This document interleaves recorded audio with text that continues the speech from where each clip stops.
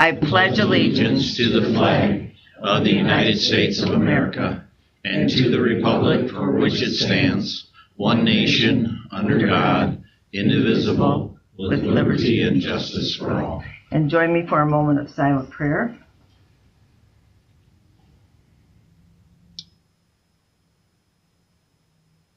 Amen.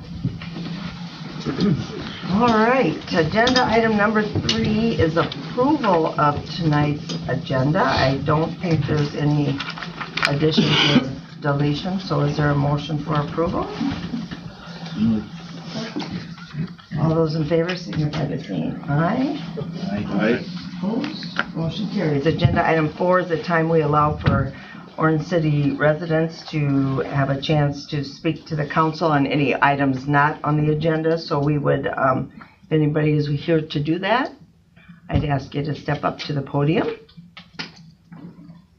Okay, don't see anybody getting up, so we'll go ahead and go on to agenda item number 5, which includes Exhibit 1 in your packet, and that's the minutes of the March 17, 2025 City Council meeting for your review. If you've had a chance to look those over, I would entertain a motion for approval. So All those in favor signify by saying aye. Aye. Opposed? Motion carries. Agenda item number 6 is a time that we're going to have a presentation from the Orange City Christian School. They want to provide the City Council with an update on their fundraising efforts and a timeline for the new additions to their building. Travis, are you doing this by yourself? Yep. No, Jason? He was in another meeting. He was hoping to get here, so I'm just running. Shall we talk slow? He's here now. Is he here? Oh, there he is. We were going to send the troops out for you. Oh, appreciate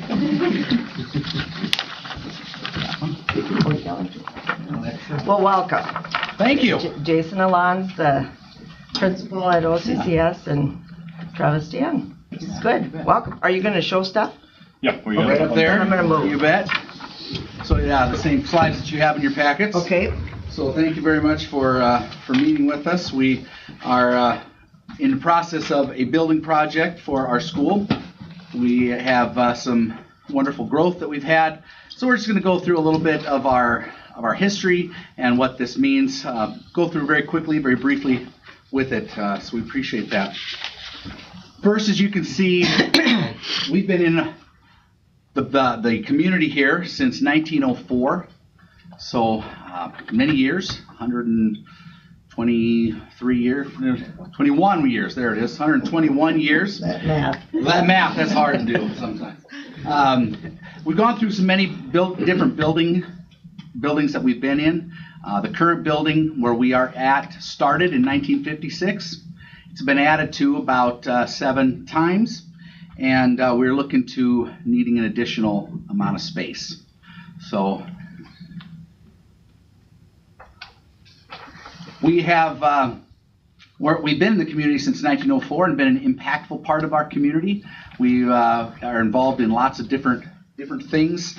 We have 64 employees, that most of which come right from our community and contribute directly to our community, to what with salaries and things that they purchase and economy and different things like that. 341 students that we have in preschool through 8th grade this year, and that's roughly about not quite a third of the students, elementary students of our community go to our school, and we really think that that's a wonderful thing. Having more than one vibrant elementary school in our community is a good thing. And as we continue to grow, we have our students graduate and grow and then give back to our community, as you can see, through service, through resettling back in here.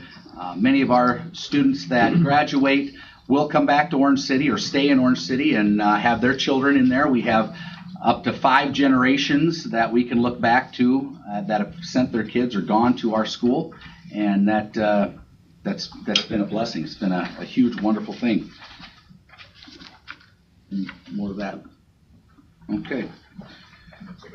Yeah, we'll get So building project that we're kind of approaching on right now. This first slide talks about something that we're hoping to have completed this summer.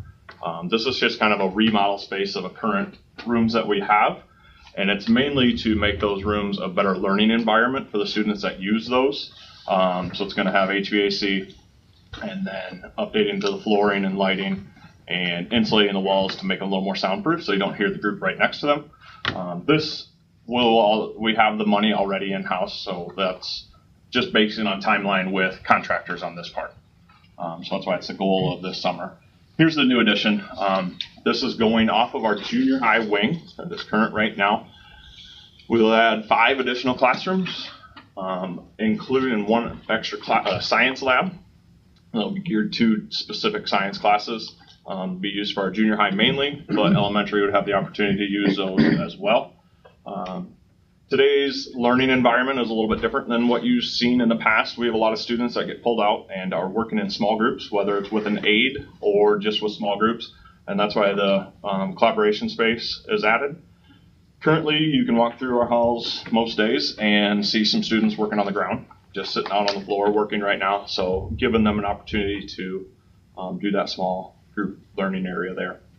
And then on top of that will be a gymnasium with bleacher seating for about 350 seats, with locker rooms, and then a garage space as well. It'll be a high school regulation size court with 2 middle school courts going sideways, so that we can still use that and practice that. Talking with a couple of our families in our school, we have a new archery program this year that just went crazy and is phenomenal and awesome. And they look at that as growth for them because our space currently that they're using doesn't allow for tournaments very well. They would love to expand that program, and then this space would be a huge asset to that. So that's kind of the new addition. With those 5 classrooms, it would be around 15 to 20, maybe 25 students per class that we could add potentially, which would also mean another 10 to 12 new staff members as well to staff that area.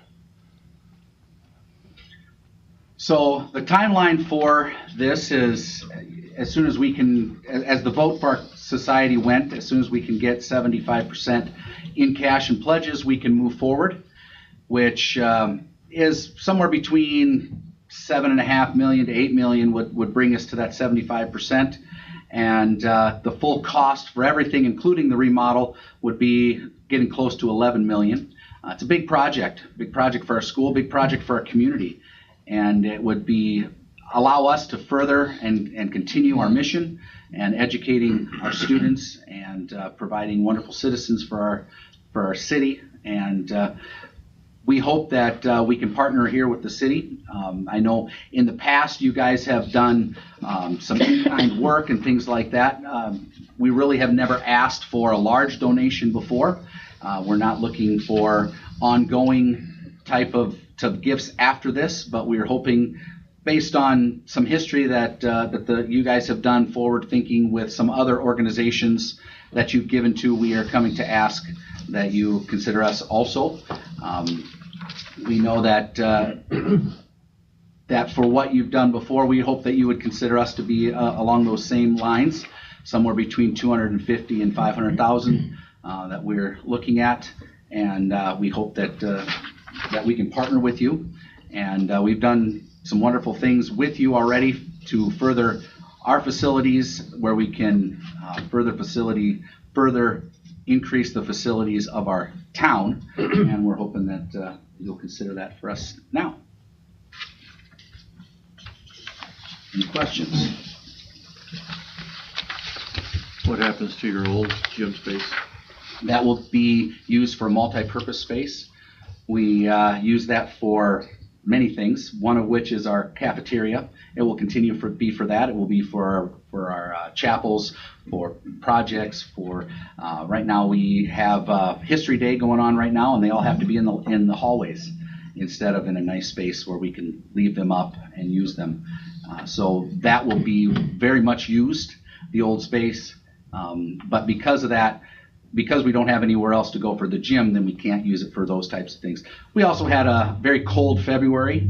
It would have been great to have some indoor recess time to allow the kids to run But we can't do that because it's used constantly all day long with classes. So we can't use it. So there'll be plenty of use for that old space. What's your anticipated timeline to get this part started? I mean, We are hoping, well, if someone can write a check for a couple million right now, we'll get started tomorrow. But a realistic goal, if we can look towards the May of 2026, and then it's about an 18-month build project after that. And with that, we have about 4 million pledged and raised, and a lot of that is cash in hand too. So we wouldn't necessarily need the money right at the moment. It could be more of a pledge type of a thing for future years, even after we start digging and seeing how things are going that way too.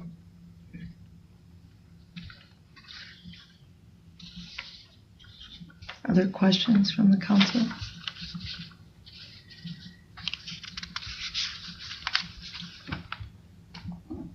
Thank you for your time. We really appreciate it. Thank you very much. Yep, and Thank you. we appreciate your investment in our youth and our future. I was there today. Yeah, thank you for Talking coming. to the sixth graders.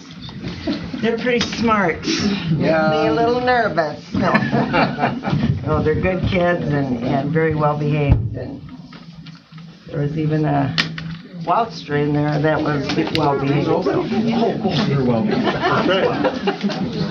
Take after their mother. I know, the mothers, grandmothers. Okay, so that was agenda, and what we'll do, we'll discuss it amongst ourselves, and we definitely will stay in contact with you guys and coordinate some discussion and look forward to us partnering with you. Thank you. You bet. Okay, the next two items are going to be on agenda 7 and 8 is going to be a proposal to the council. I'm just going to kind of set the stage for this. The next two agenda items are proposals presented by citizens for the development of the old elementary property, the old Orange City Elementary property. City staff has requested that all proposals be completed by the end of March, so council can move forward with consideration of the options of development. These presentations are not part of a public hearing, so communication will be limited to the presenters and the city council. It should be noted that prior to the city selling the property to an investor, there will be a public hearing at a future meeting where we can have those conversations. Agenda item 7 is a proposal from 712 Construction of Orange City and will be presented by Matthew Barthman, and presentation followed by any comments or questions for the council members. And then following Matthew, there'll be agenda item number 8 is a proposal from the Friends of Oud West, and will be presented by Lyle Heisman.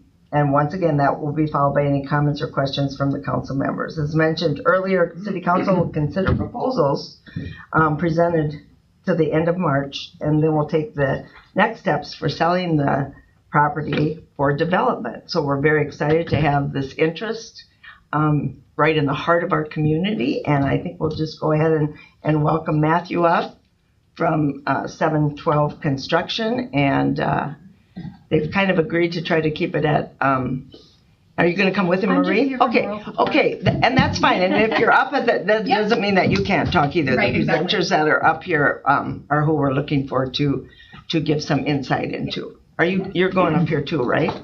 Yes, Yeah, yep. okay. I'll move. So they are, just for everybody's time's sake, they have, both Lyle and Matthew have agreed to try to hang around 15 minutes. So that's what we're looking for. So thank you. Of course. Okay, so yeah, as you see, obviously, elementary development, what we're trying to do is we'd like to be like a mid to high end residential community there. So here's what we have proposed. On the top there, you see First Street, which would be north facing. So what we are proposing to do there is four twin homes, which would be 8 units. They'd be slab on grade, and they'd be 1,400 square foot per unit. The target sale price for these would be $350,000 a unit. And then phase 2 would be on the south side there. What we're looking at doing there is 5 high-end single-family homes, 1,800 plus square foot, with a target sale price of $650 to $700 per home. Well, that wasn't like that when I sent it. A little bit. So these are actually duplex units that we're putting up on 14th Street right now. So we would go with the same floor plan, but we would, those are all sideways. Look for design inspiration from this. And Marie put these together just as kind of an idea so we can show what we want our actual units to look like, just as far as colors and textures and everything like that. So yeah, we would be partnering with obviously a local Dutch designer. I think we'd be able to overall just kind of provide value to the surrounding homes. Mm-hmm. And then phase 2 would be in years 3 and 4. Like I said, 5 single family homes, 1,800 square foot plus. It's 0.3 acres, which is 85 by 150. And then we would target, like I said, 650 to 700 for those. The years aren't necessarily, like, we're not stuck to those. You know, if somebody wanted to put up a single family home in year 1 and 2, they would definitely be doing that. It's just those single family homes, we want to have European and Dutch design elements incorporated in them just to kind of pay homage to the location. The center of town and all of the homes around it have great architecture, and we'd like to kind of play off of that a little bit. So here's some kind of just renderings, ideas of what we're proposing. Not necessarily these exact ones, but just kind of give you somewhat of an idea.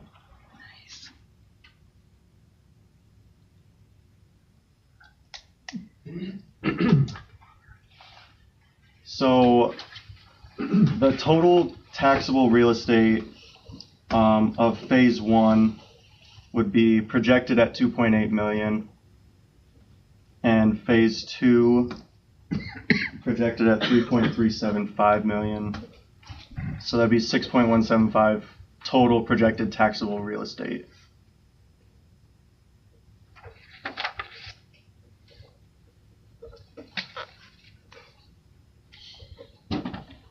That was it. Short, quick, and to the point. Yes. Questions, Your comments? layout looked like you included an alley or a potential alley in there. Yes, so there is a potential alley there. I know that the city has. God, how do I get it? Is that good enough? Yeah. Okay. Yeah, I mean, we could put an alley there. I know that the city had said that they don't necessarily want to maintain an alley, but I do know that there has to be easement through there for the gas on the west side. We don't have to have an alley there, but it's just laid out just for these drawings. That would definitely be something we would be open to discussing, talking about changing, whatever. But yeah, I just drew it in there because I knew there had to be an easement. We've had a lot of comments requesting Dutch architecture, so that was really nice to see. Yeah. Some of that throughout. Do you have any potential people interested in homes like this already? Yes. Yep. So for the single families, we've had quite a few people, and we really haven't talked to a lot of people about it. I do think that there's a good market for multifamily in that area, the slab on grade, just as far as the duplexes go, kind of marketing more towards not necessarily like 55 and up or anything like that. Just it's right in the center of town. There's no basement. It's just a lot of low maintenance and a nice close walk to everything that we have to offer here. So would your thought be that you would go ahead and like put one or two of those up and try to sell them, or is your thought you would market them and only put them up once they're sold? The duplexes or the single families or both? Either, yeah. So what we would do is if we came to an agreement on the purchase of the land, then we would start to try to get the duplex units pre-sold. And then if, that isn't gaining as much traction, we'd put one up as a spec. So that way, I think a lot of the times if you can walk through it and you can see it in person, it tends to help. Yep. So if we do put the one up, we would likely just keep one as a show unit and then just kind of keep moving down the line. As far as the single family homes go, they would likely be built as specs. And then Unless there was interest. of course, if there's interest, obviously, to build custom homes for sure, we would definitely entertain that. Sure, if you had 5 people show up, you'd Absolutely. be tickled pink, yeah. Mm-hmm.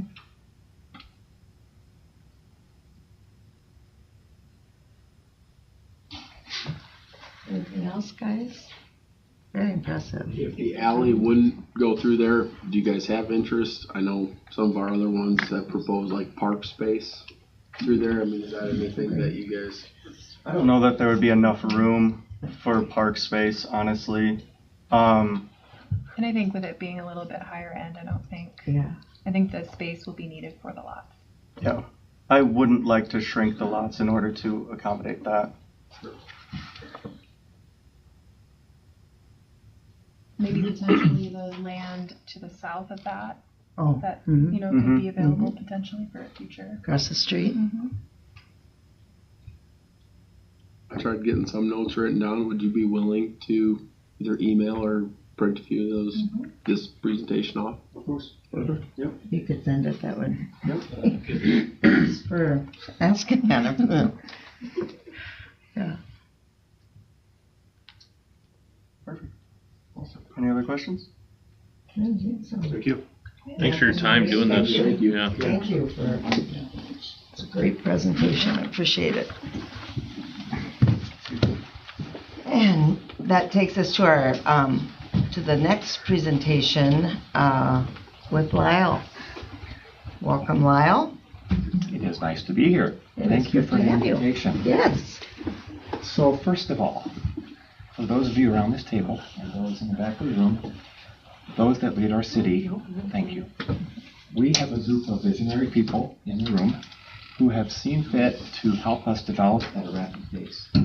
And not every city has that desire or capability. So we want to thank you as Friends of Odd West for what you're doing in that regard.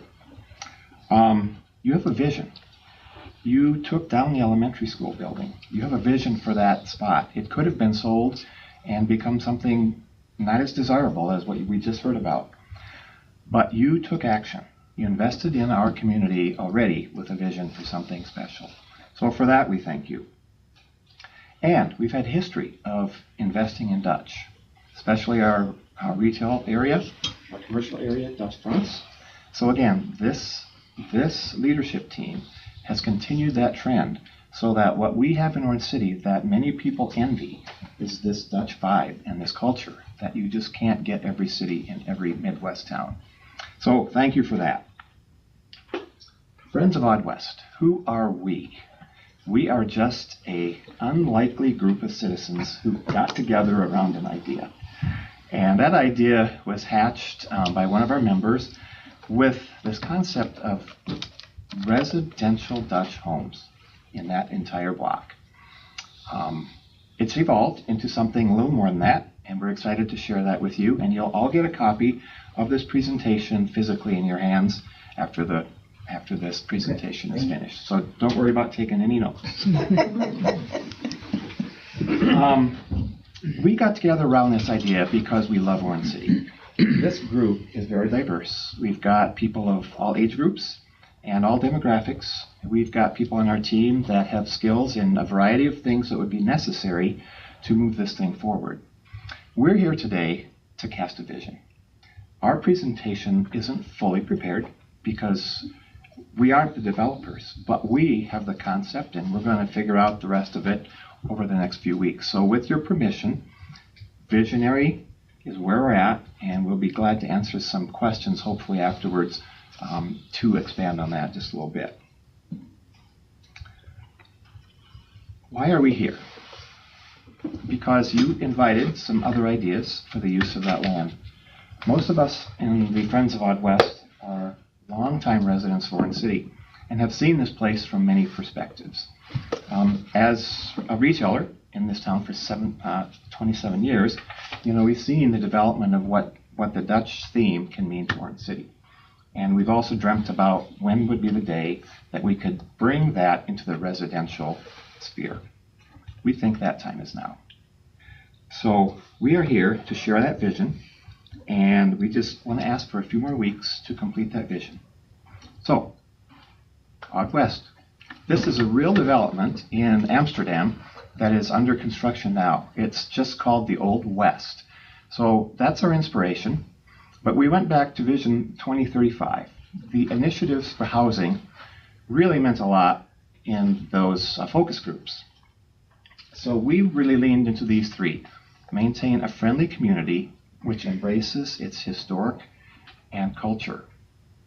Provide sufficient housing opportunities that vary in affordability and density, and exercise the best use of each parcel of land for zoning and new housing developments. So, how can we help with workforce housing in this situation? Encouraging right sizing and upcycling through the housing market. 26.2% of Orange City homeowners have been in their homes since 2000 or before. That's a high number compared to our peers. So then one has to ask the question, why is that? Is it possible that they just haven't found the right kind of place that they'd like to downsize or right size to? We've got a lot of great options in town right now, but this number still isn't really moving off the mark. So the question would be, would a different type of development serve the need to open up 12 to 16 new homes? So, Dutch-inspired custom homes, just steps from downtown. That really is the theme, and we've been sharing this theme with people. Some of us on this little group have homes that are Dutch in the Central Avenue corridor, and I think that really lent to our desire to make that available to more people, because honestly, we love it. We knew we'd like it, we didn't know we'd love it. And for us, seeing the traffic that goes through that corridor and the activity in the downtown, it's a very desirable place to live. So without open lots on Central Avenue, what could we do to help stimulate this in the downtown area? And we believe that this Dutch-inspired living, just steps from downtown, could be the thing.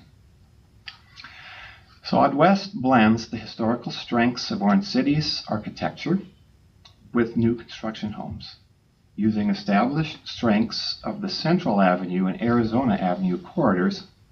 This up-and-coming neighborhood connects residents to downtown amenities and a walkable lifestyle. So this is an inspiration photo. We aren't quite as polished as what we just heard, but we're getting there. But what our vision is on 1st and 2nd Street, we would have forward-facing homes with front porches and front courtyards. We would have a variety of Dutch architecture to choose from, and our team would also be helpful. Let's back up one slide. Our team would also be helpful in design and architecture things. So we aim to stay with this for the long haul. This particular plan is actually, they're selling this in Berlicum, Friesland right now. And it really mirrored what our dream would be. We love the idea of using the center space for a walkable path that would go through the entire block. And it would connect the side streets, starting with something really visually pleasing on Delaware. The garages in this are shown single car. Now, again, this is just inspiration. You know, we could do a plan just like this with a single car garage, but our lots will be 64 feet if we think we have it designed with most people's desires for downsizing in mind. And those garages could be positioned on the back and be double garages. Okay. So to see the interior corridor, that top left photograph, an inspiration photo of a more mature park type situation with a lot of vegetation. We've been in contact with a landscaping company that's local. They're working already on plans to execute this to give us some cost ideas. The photo on the right, that sketch, the X is the Sioux County Courthouse. And this is not our map. Again, this is the one from the Burlicum, Friesland, but we identified 2nd Street and 1st Street in Delaware, so you can get a sense of how this would look in that lot. And again, the Dutch architecture is what this is going to be all about. We're really excited that people who want to build custom homes and want to build them Dutch have already voiced some of their desires to those of us who've done this. And it's really with that confidence that we're willing to step forward and say, we believe that this is something that has long been waited for. What does it mean to be future-proof and vibrant? The walkability of this core is a community strength. This new development aims to add to the cultural and historical interests in a central location, connecting Central and Arizona Avenue, sites, landmarks, and all the things, including Northwestern College and the Sioux County Courthouse, the Dutch American Museum, downtown businesses. Anything that's close to the foxhole is good with me. You might recognize these. We wanted to show you an actual elevation of what it might look like on 1st and 2nd Streets. They're tighter together in this photo just because of the limitations on time. But imagine a variety of different Dutch architectures with front porches, front courtyards, nice landscaping, something that would really truly reflect what's going on in Europe. So, who's our target market? Really, people who prioritize location and the walkability of downtown. Having now lived there for a year, and others in our group for more than that, we really get the understanding from others that this is a desirable location. And it's the kind of location that doesn't come around for our opportunity very often, and I think you know that.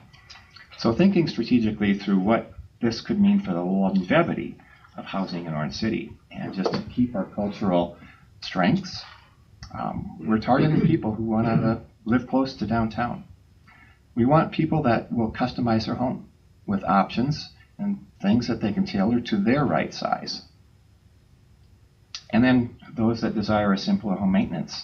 Now again, these will be smaller lots and there will be room for a park. But these are the folks that we're thinking want less, not more, as far as space is concerned. Now this is just hypothetical, but with the lot sizes, we can envision 14 custom home lots. These would be spaced again on 1st and 2nd Street. The grand entrance to the park would be on Delaware. And again, we would have flexibility with the building designs and the contractors to customize these as much as possible with the space limitations that we expect. And as we just talked about with the Barthmans, this is an idea that could grow. You know, we've already got our eyes on the south lot. We are hoping that with the impetus of a Dutch village on the elementary school site, what's next for the block south of it? And I've heard that you folks are thinking about abandoning some of those pieces of property there. And maybe this is a little soon, but imagining what could take place on the elementary site and what the people of the community are going to be voicing as they purchase those homes and build them, then we could imagine how could we do the next thing really right as well. This is proper tax levy. This is an actual home that was assessed, one of these 4 Dutch homes that you saw. So the tax valuations are pretty significant. And when you think about long-term payback to the city, these are going to be the homes that are going to be able to do that and outperform a home that's $250,000 to $350,000. So we have next steps, and you should be aware of them. We have to finalize our investment group and our financing plans. We can't do that until we have a price for the lot, for that entire parcel, and we have a price on what that green space is going to cost us.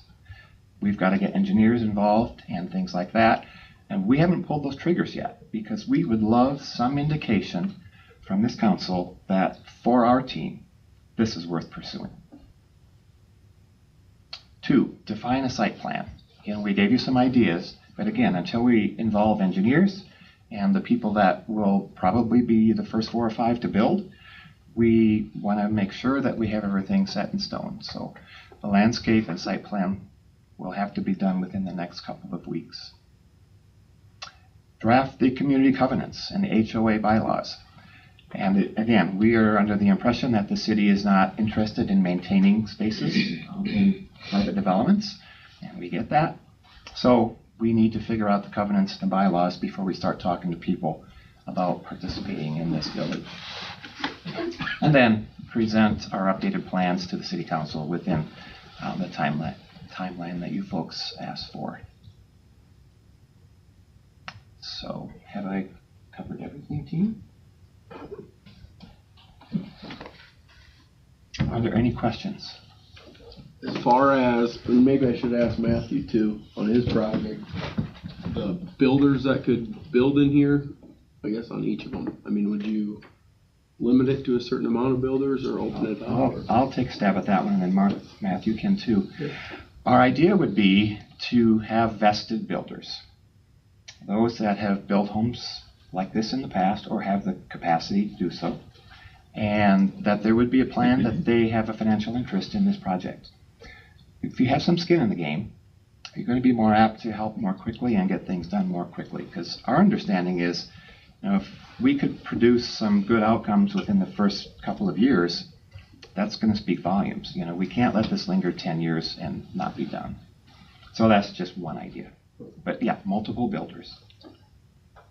We would also open it up to local contractors. So primarily what we're looking for is to try to really bring in all contractors from the local area as far as specialized contractors go and everything like that, in order to really keep everything as close to home as possible. Great question. Thank you. So do you still need a developer person or a group? That's correct. So is that your biggest hurdle? I wouldn't call it a hurdle. It's a work in progress. Do you have folks that are interested or have expressed desire to move forward with this? We do. And a lot of that is based on people who have just walked past our homes and made comments like, how do we do this? And they've toured our homes and they've said, we want to do something like this. Where would we do it? So we think we have a pool of names, and it's just like Matthew said, until we have some more surety about costs and things, we're going to approach folks with an idea, but we believe there's a good pool of candidates. So would you see your group willing to go ahead and say we're going to put up 4 homes in the first 2 years? I think if we could get the contractors... Even if they aren't sold? Oh, you mean spec homes? Yeah, I mean, get some building started. One of the reason I'm asking that is we've seen in many developments, you got to get that first home or 2 started, then you get something to happen. But if you just leave it and say, oh, just envision, it moves much slower. Right. So before we come to you in 4 weeks, we hope to have some serious commitments for year 1. And that's important to our group too. Yeah. Just for clarification, you said 64-foot lots. Fronts. for us. How wide is the concept today? Yeah, how wide is yours? Ours is 50. Okay. Maryland's is 50. And if you've seen those homes inside, there's a lot of space. You can do a lot. That's good. And a question for Matthew as well, but would either of you be interested if this location wasn't available, doing this at a different location? Or is it primarily linked to the walkability and those pieces? I think as far as the presentation that I put together, I think that this would fit the best in this location solely because it is just right in the center of town. I would certainly be open to putting, European inspired homes in other locations, but I felt that, everything all kind of being centrally located this was kind of the best fit. And you saw our case. I mean, this is dependent upon downtown walkable living. It's dependent upon proximity to other historic and interesting Dutch architecture. So without that block, this does not move forward. Mm-hmm. Great questions. Yes, very good. Any other questions or comments at this time? And I know for both of you, it's free to, if the council would think of a question, or myself, we could contact each of you. Sometimes my brain takes a little while to clip in. Thank you. This printed presentation. Thank you. Yes, very I'll much. remind you. Thank you. What's your plan with the existing alley on the block between 1st and 2nd Street there? So we think that should be added and included in this park space. We haven't really considered exactly how that would look, but that's a question on our minds too. Do you have an idea for it? No, I just. So look at it as a concept. Oh, yeah. No, we don't intend to harm any other. Okay, thank you very much. Yes, I want to thank both of you for your vision and for your investment in Orange City. We definitely couldn't do it without each and every one of you, and I thank you for your interest in that. Agenda item number 9 is Exhibit 2 in your packet, and it's amended land development agreement. Ryan's gonna talk to us about that one. Thank you, Council. There is actually in your packet, we've added the true amended agreement, hot off the press on Friday. And there are two major adjustments to the R. Perry agreement. Number one, R. Perry has agreed to change the incentive platform from a 10-year TIF to a 10-year tax abatement similar to Hillcrest. So they've steered away from the 10-year 10-year TIF because of some of the legislative adjustments that have happened over the past year. So they're changing it they're accepting the 10-year tax abatement.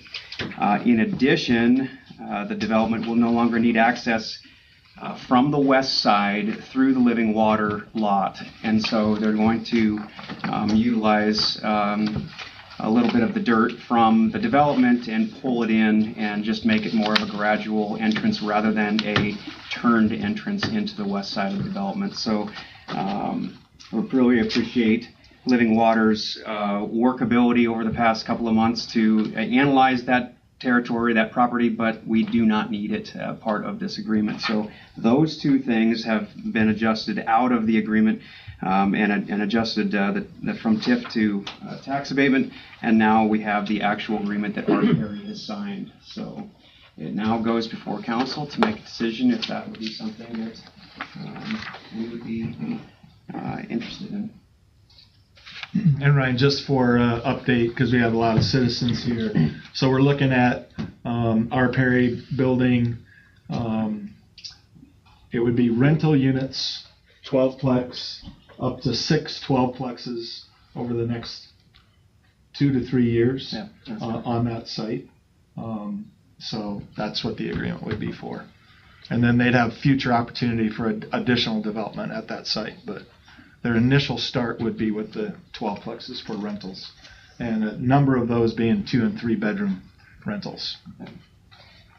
And also, the original agreement included the OCDC owned property, and our Perry has agreed to work directly with OCDC on that piece of property so that the city doesn't have to acquire that before it moves over to our Perry. So there are a couple of other minor things, but everything else that was talked about a month ago is the same, just as Earl said. So, and this is 72 units, rental units in 6 different 12-plex buildings. So you need a motion to approve this? And it's just a motion, right? Yeah, not a resolution.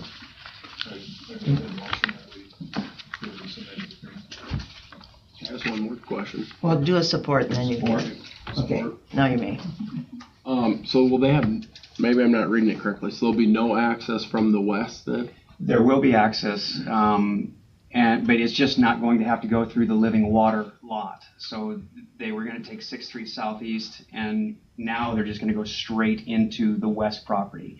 Before, they were worried about elevation heights, and so they loved the idea of taking the living water lot and making an elbow into the property because of about 8 feet different elevation. But now, the working with Beck Engineering, Beck simply has said we can make this happen, and it'd be less expensive just to go straight in. So financially, for our Perry, it would be better to just go straight through. But to be clear, that would be phase 2. That's not part of phase 1. Correct. Still starting in the southwest corner. Yeah. And just the timing would be they would continue Salem to the north, and then they would build 6 units over the course of the next 2 years, and then they would attach into the west side to the 6th Street Southeast. So, Any other questions on that? We have a motion and support. All those in favor signify by saying aye. Aye. Opposed? Motion carries. Thank you, Ryan. Agenda item 10 is we have some alcohol license applications. We have a Class B retail alcohol license from Waldstrom Meat Market at Highland Post, and a special Class C retail alcohol license from Holland Plaza Theater. We've also received an application for a new business coming. It's a Class C retail alcohol license from Martina Verborgen Kamer. Kamer. I'm sure there's probably like. We need Dutch classes. I need Dutch classes. At 109 Central Avenue Northeast, which is in the basement of Gazelle. And I think everything's in order. Correct, Janet? Yeah. So is there a motion to approve those? So moved. Work. All those in favor signify by saying aye. Aye. Opposed? Motion. And agenda item number 11 is resolution ordering construction of the St. Paul Avenue Sidewalk Extension Project and setting a public hearing date. And we welcome Mark Nyhoff from Beck. How are you guys? You're becoming a regular. Yeah. Don't have as fun of a presentation as everyone else. But yeah, just looking to set the bid letting date of April 2nd for the St. Paul sidewalk extension. Been working with Earl and Matt in the city on plans and what that looks like. We met late last week and originally had tried to keep everything within the right-of-way, get the trail in there. After looking at the slopes, it was going to be pretty steep. It's doable, but it's steep. So we are currently working with property owners along there to, it's about 5 or 8 feet.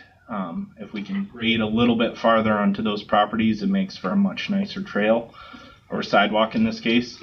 So we're currently working with several owners and meeting with Trinity tomorrow actually to talk that through. So yeah, plans to bid April 2nd with a public hearing on April 7th for that project. Okay. Can that be one resolution, Janet? Yes. It can? Okay.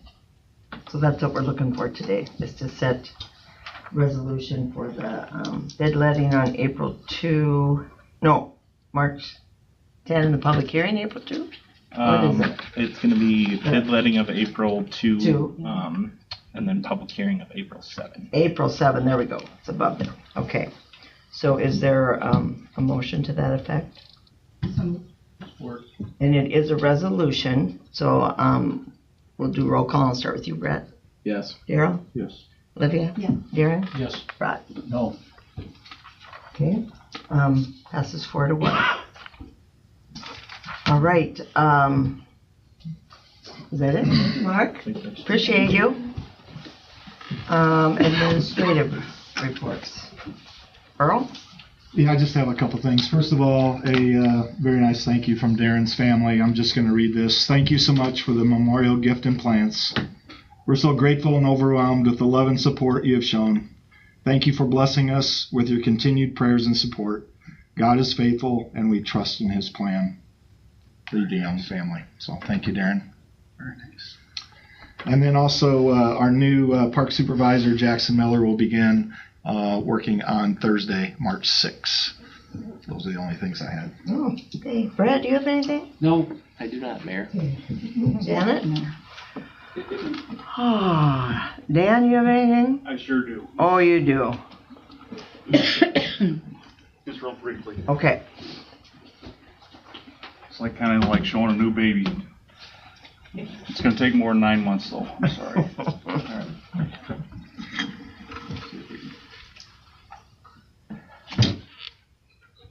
Newman.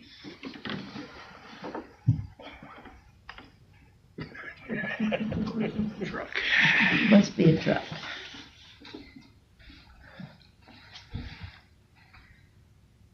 This is my assistant here. Yes. Oh, no.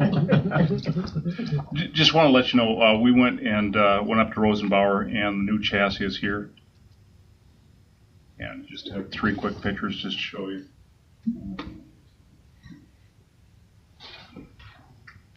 I promise these are not my granddaughters. But one.